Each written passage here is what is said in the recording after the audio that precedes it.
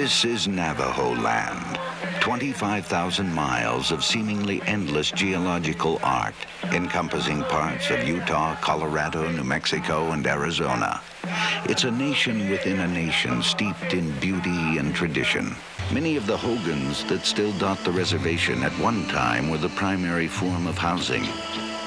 Today, it's in these hogans that the tribal tradition of rug weaving is practiced and passed on from generation to generation.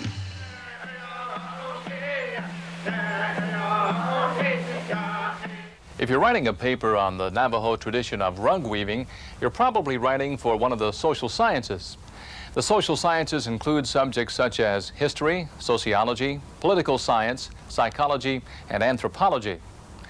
Because there are special concerns unique to writing for the social sciences, we've assembled a panel of professional writers and professors to discuss some of these concerns. But first, let's look at one kind of writing commonly requested in classes in the social sciences, the abstract. An abstract is essentially a summary. Unlike writing about literature or art, where you are writing an interpretive paper, writing an abstract involves restating or paraphrasing a written work and condensing it into a smaller, shorter work. The difference between an explication and an abstract is a little like the difference between a movie review and the coming attractions. In a movie review, the writer evaluates the actor's performance, the director's skill, and the effectiveness of the storyline itself. In the coming attractions, the writer summarizes the movie. Started off with The Silence of the Lambs and Sleeping with the Enemy.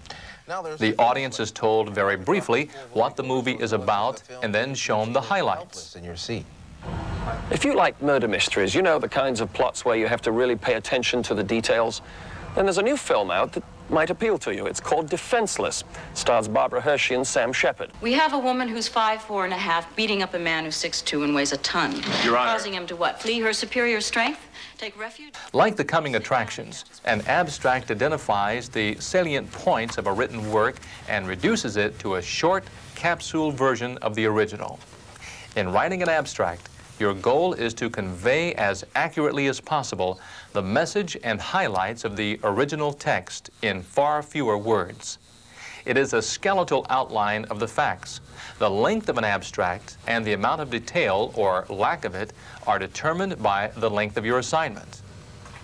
To illustrate how to write an abstract, let's take a simple story we all know, Little Red Riding Hood.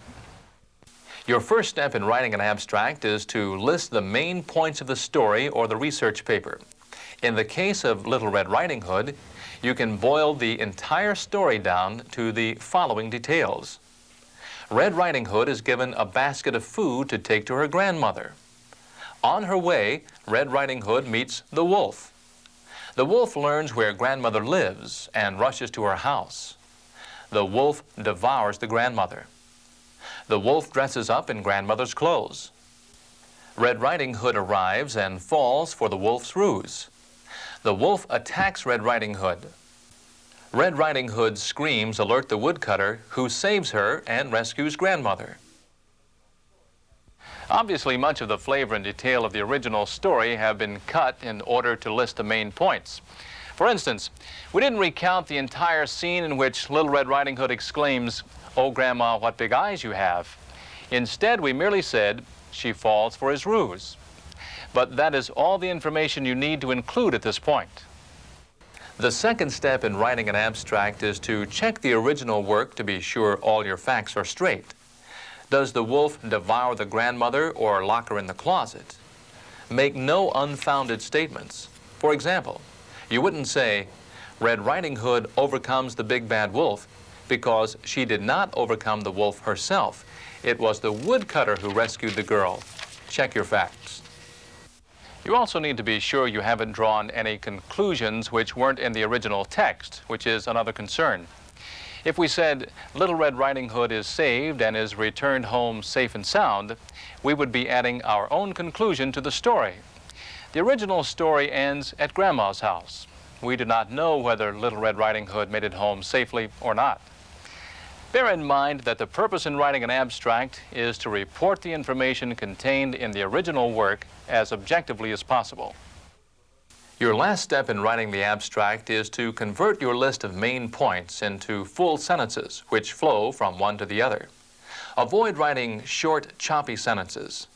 A summary, even though it's short, doesn't have to lack descriptive language or colorful transitions. For example, Red Riding Hood got to Grandma's house. She went in. She saw her grandmother lying in the bed. Her grandmother looked different to her. let's try this another way. Reaching her grandmother's house at last, Red Riding Hood opens the door and goes in. As she approaches the bed where the ailing woman lies, Red Riding Hood notices that her grandmother looks strangely different. And be sure when writing an abstract to change the wording to your own. If you use any original phrasing, use quotation marks to indicate these are the author's words, not yours. Quotations in an abstract, however, should be kept to a minimum. You can follow this same procedure with a magazine article as well. For example, here's a very short article which appeared in Time magazine. For the thousands of illegal immigrants entering the U.S. from Mexico each year, the journey north is harrowing enough. But just across the border in California, they encounter a final and at times fatal obstacle. Weary and bewildered, pursued by the Border Patrol and sometimes carrying small children, as many as 150 people a night dart out into the hurtling freeway traffic. Already, 7 fatalities have been reported this year. Since the body count began in 1985, the total has reached an alarming 71.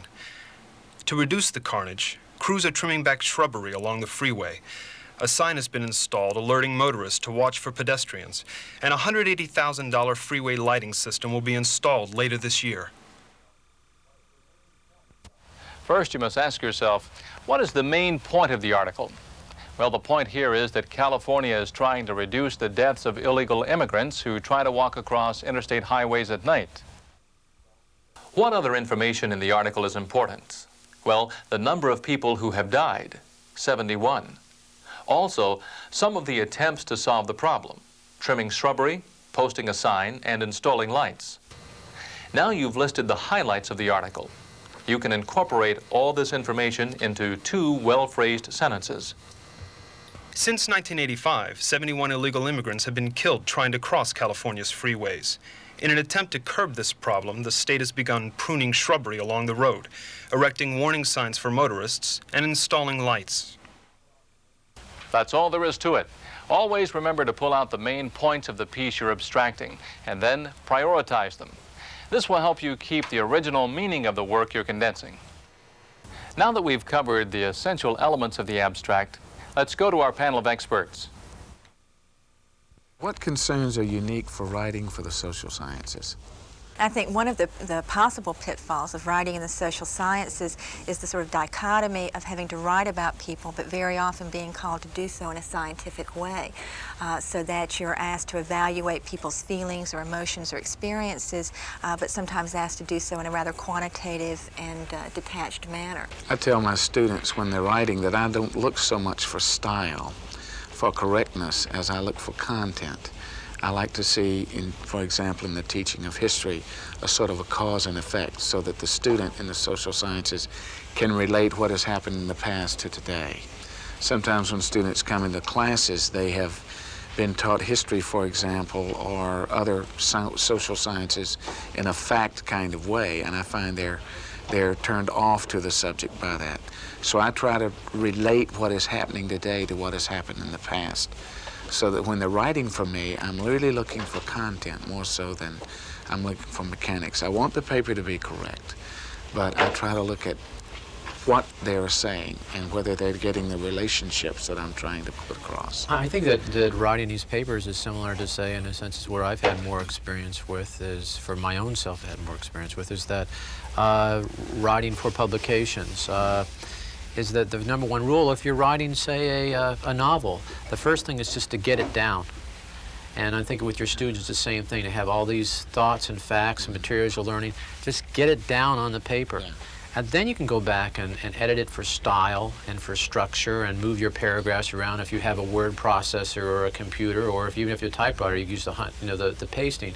But I think it's most important that the knowledge that they've put together, whether it's footnoted or whether it's they're just doing parallel information, or if they've got a primary source like oral history, is just like get it down on the paper and then put it together, then organize it, you know. I agree. I think one thing they really need to work on as well is critical analysis, that you're not just putting down facts, but that you want to tie it together and see the trends and analyze it and offer a certain critical approach to the material that you're dealing with. And that's something else that I think that we often look for in papers from students, that they demonstrate a certain depth of understanding of the information that they're dealing with. One of the concerns my students have when they come to me is a fear of the word research. And I try to tell them that, you know, in social sciences, they are a part of a living kind of history, that they are experiencing things that someday they may be asked to write about. So don't be afraid of the word research. If you are living it, and if it's something you're doing every day of your life, then, you know, there are certain styles to doing research. But the content of it and the causes and effects of it, you are living. And I think that we are a living event, and it's an ongoing event. If it's history, if it's anthropology, sociology, or a number of the social sciences, we don't have a 1 + 1 is equal to 2. Mm-hmm. And you constantly have a different set of events, which if I look back at Thomas Jefferson, it's one thing. If someone looks at him before 1965, before the Civil Rights Bill, it's another thing. If one looks back at him before the freeing of slaves by Lincoln, it's still another, as far as the way we may interpret him. Absolutely. Mm-hmm. A sort of relevance that lives over time. Everything becomes different as our experiences change. And I think that's a critical thing for students to understand. In fact, I often have students write critical book reviews where they have to read 2 different works on the same topic and analyze each author's treatment of that particular topic. And I think the topic that you brought up, slavery, is one of the most pertinent ones. If you take a history of slavery that was written in 1910 and compare it to a history of slavery that was written, say, in 1975, right, you're going to get dramatically different approaches. And I think this teaches students that it is a living science, and that relevance, historical relevance, is important in any discipline, to know when the person is writing, from what position they are writing, what their background is and perception might be. Okay, in writing for the social sciences, we have been saying here that they encompass a wider range of disciplines sometimes and activities, the human story, than, say, science, which has to be more exacting. What kind of sources do you look for in telling your students to go to particular references? Sometimes I know my students will come to me and say, okay, I want to write this, where do I go and what do I do? And I give them a traditional academic idea of go to the library, here's a bibliography, here's the way you do it. But then sometimes I will assign them a project. And for example, I'm teaching history of the Vietnam War. I'll assign them a project of interviewing a veteran. I think that when you're talking about the Vietnam veterans in particular, what's good about that is those men are still reasonably young, and those experiences are far enough away that they become almost like a fantasy in a sense, but close enough is that they can really remember some of the details. But what's good about that, even though the interview that they do may not be that good, the material that they get, and it may be great, but it can inspire them. It can get them really excited about the subject that they're writing about. I think another strength of the oral interview technique is that even though no matter what kind of research material a student might use, he is becoming a practitioner of that particular discipline. The oral interview, I think, gives a deeper sense of that feeling that they are actually engaging in the pursuit of that discipline, be it history or whatever. And I think it also gives them a sense of their place in the present, that for tomorrow they will be the interviewee, and that people will be looking to them for interpretations of the times that we're living in right now, and make them realize that they are part of the times that they are living in now. We are history, right. When we're writing about events that have happened in the last 40 or 50 years, I think the student should be aware of that almost everyone that walks around him or her is a potential resource. And this is where students' parents come into play. I mean, when you talk about the civil rights period, your mom or dad may have biases about it, but it's good to hear those biases for the first time looking at through the academic sense, is trying to you know, your parents, you have them distant, but they're a great resource. The person that you working with in your part-time job, or whatever, there's an amazing group of resources around you that are just walking, and it doesn't have to just be someone that lived through this particular experience of Selma, or was at, you know, Saigon or Dien Bien Phu, or whatever it may be. It can be someone that also was living in that period of time and saw the event and can give you, excite you. So the student, you know, should just open themselves up, basically. In terms of source materials, where do you tell your students to go, for example, to find sources? In the social sciences, it seems as if there would be a multitude of sources. We've been talking about oral history. It seems as if the source materials are much wider than, for example, in a restricted kind of situation with chemistry. You tell students to go to journals, you tell them to go to the library to look up resources, but for example, contemporary films or news magazines or current events, what kinds of sources do you think we should include? Well, I think all the things that you have mentioned fall into the line of primary sources, at least for some social science students. And I think they're very important things to point out to students. I think one of the most difficult things to do with beginning students in college is to draw them away from general references, to get them away from the encyclopedia, to get them away from the almanac, and get them out into some other options, not only secondary books and monographs, but to get them into some primary material, to get them into documents, diaries, journals, letters, communications that are contemporary with the period they're dealing with, and even to get them, and I think especially this is true for recent history, perhaps to get them exposed to some video kinds of materials.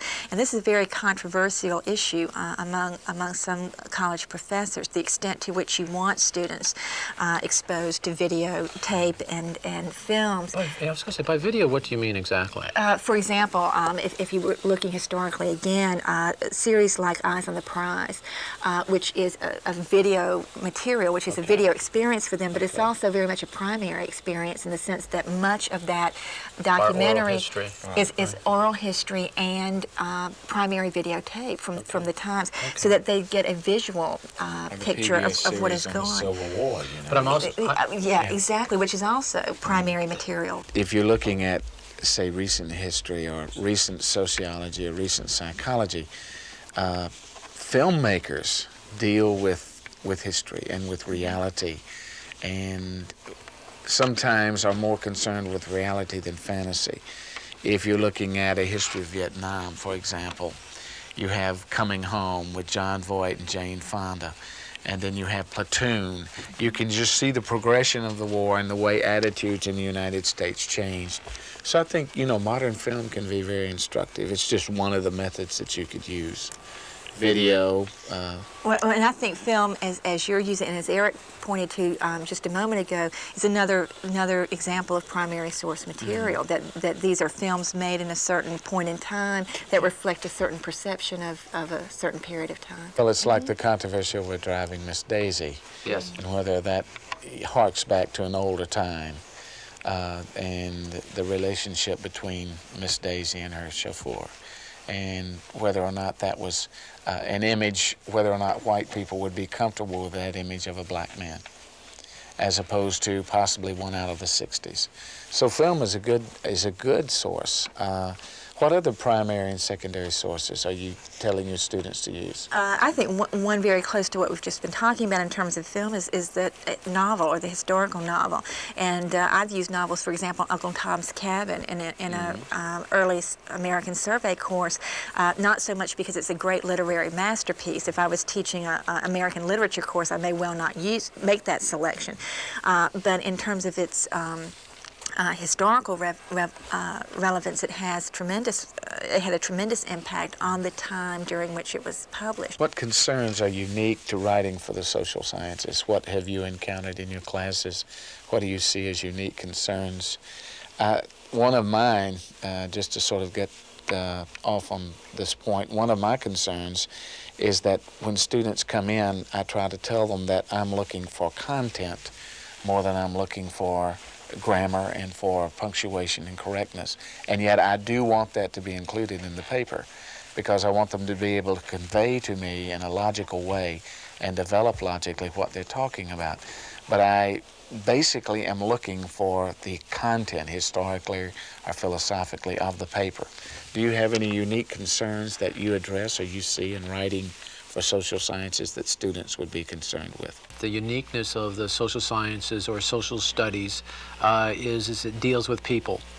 And it's a continually evolving body of knowledge. And I'm not saying that chemistry or biology or anthropology or geology aren't continually evolving, because they are. There are new discoveries made. But especially in the science of mathematics, 1 + 1 is 2. Yet you or I can take one view of Jefferson today and another view of Jefferson would have been had another time. One would take one view of, say, if one was right about segregation in the 1930s and one was right about segregation today, there would be two different modes of thought. Yet you might be looking at the same data. But I think primarily the biggest thing that makes it different, and I think that's the joy of, and that means that we're not cold people stuck up in our laboratories, is we're dealing with people. And that is the primary difference, is that we're dealing with people, and people are these constantly evolving things. And I think very closely related to that is one of the pitfalls or one of the challenges of writing for the social sciences, which is that increasingly in modern times, many academicians have moved closer to the science aspect of the social sciences. Or they've tried to. Or they've tried to. And so you're sort of caught up in this challenge of writing about people, these warm, living human beings, in a scientific way. And very often you can find yourself with some problems in attempting to do that. We have been discussing concerns here, and we've talked about, living human beings, and social studies is a study of people. But in some social studies, we do have to be exacting. In the economics, for example, in psychology, in sociology, there is a need for this quantitative kind of situation. What problems do you see in the nuts and bolts writing for the social sciences? We have concerns and issues. We're writing about people, we're writing about their lives, but we also need to put down fact. Where does the student sort of, come between fact and fiction and reality? I think there are a number of common problems that students often encounter. I think one of the most serious for beginning students can be plagiarism. And I think sometimes plagiarism is something a student has engaged in quite innocently through at least part of his prior academic life, and may well have been rewarded for that, have done well doing that. And so I think it's important to encourage students to develop their own ideas and to help them recognize when they're presenting information or an opinion that is not.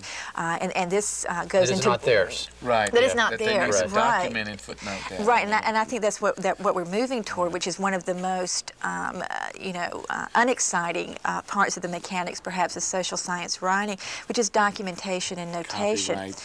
Right. Not only is it a legal question, and perhaps your students will one day be writing professionally and have to be aware of the legal ramifications of plagiarism, but it helps them to realize that indeed perhaps their papers are full, not of their own ideas, but of the ideas of other people. And appreciating those ideas of other people. Exactly. And that they become aware that they do need to start thinking for themselves and developing somewhere within their presentation their own interpretation, even though they may have borrowed from others. So I think that's one of the hardest areas to get students to understand and be comfortable with, but perhaps one of the most important. Well, in writing papers for the social sciences, sometimes students attempt to write to the prejudice of the professor. We've addressed this before. Are there any dangers or cautions that you tell your students or that you could think of in writing for the social sciences? I tend to think that if you're a responsible professor, that you would hopefully encourage your student to tell the whole story in a responsible way. Tell the whole story, but at the same time, at least attempt to present it in an as objective a fashion as possible. But hopefully I always try to convey to my students that as tempted as you may be to try to write what you think I may think, that the true goal of this is to gather information, interpret it for yourself, and present your own interpretation, and hopefully not censor any of that information for my purposes or for any other purposes you might anticipate. And this is a period of time when students should be trying to develop an intellectual courage. And if it doesn't quite wash with this professor because they have a slight bias, in the long run, the fact that you have the courage to state your views clearly and back them up. It's another thing. I remember in my freshman class, many of us had arguments with professors, but we had really nothing to back it up, and it's a visceral conversation. We were just talking from the gut. That isn't correct. I mean, that's part of the academic experience, is to teach you that you should be able to back up what you say. But if you can back up a view, a perspective, a bias of your own with information and from your research, and I don't mean just from reading contemporary popular literature either, but from resources such as what's available in the library or what's available from your oral history interviews, then you should do that. And I think another perhaps very pragmatic pitfall to warn students against perhaps writing for their professors is that you may misread your professors, which you perceive to be your professor's bias. So you say to yourself, well, this professor has a liberal bias, so I will write in this way, and perhaps you misread that. Right. And so you may be playing for an audience that is not there. So, you know, to thine own self be true, and that's probably the best bet. Writing for the social sciences differs in many ways from the kind of writing involved in a research paper. But all writing essentially boils down to the same elements: good organization and a clear statement of ideas. Without those two factors, no paper in any discipline can be considered well written.